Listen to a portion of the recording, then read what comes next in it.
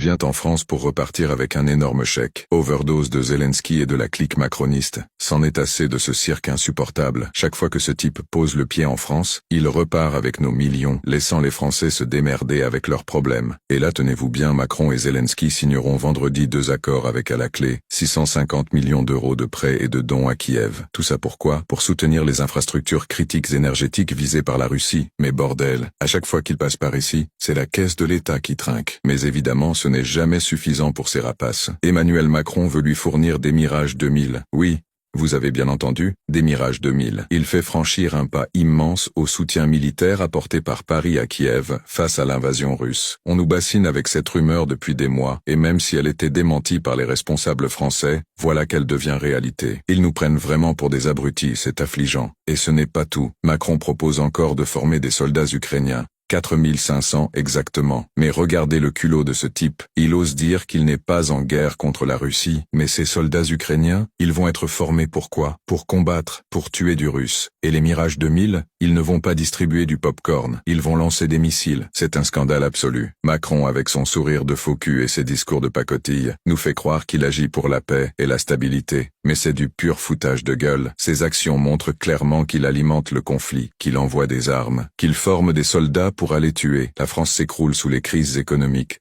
sociales et sanitaires. Où est notre argent pour nos infrastructures, nos hôpitaux, nos écoles? Où est l'aide pour nos propres citoyens qui crèvent sous le poids des taxes et des répressions? Quand il veut aider, l'argent, il le trouve. Regardez cette hypocrisie flagrante. Des milliards sortent de je ne sais où pour soutenir des causes lointaines, alors que chez nous, les gens meurent dans les couloirs des hôpitaux faute de moyens. Nos écoles se délabrent, nos infrastructures tombent en ruine et notre système de protection sociale est à l'agonie. Des pénuries de médicaments. Mais pour ses amis, pour ses alliés étrangers, il n'y a jamais de pénurie de fonds. C'est encore une preuve qu'il préfère aider ses copains plutôt que nous-mêmes. Il prend les décisions lui-même, bordel. Est-ce que les élus ont été mis au courant? Est-ce qu'il y a eu des débats concernant ces distributions? En parlant d'élus, que font-ils? Comme toujours, ils ouvrent leur gueule sur les réseaux sociaux, mais une fois à l'Assemblée nationale, les députés sont endormis. Bah oui, et pour certains, ils ont beaucoup de courage à brandir des drapeaux palestiniens. Mais quand il s'agit de se battre pour la France, comme d'habitude, plus personne. C'est facile de se donner une image de héros en brandissant un drapeau pour une cause lointaine.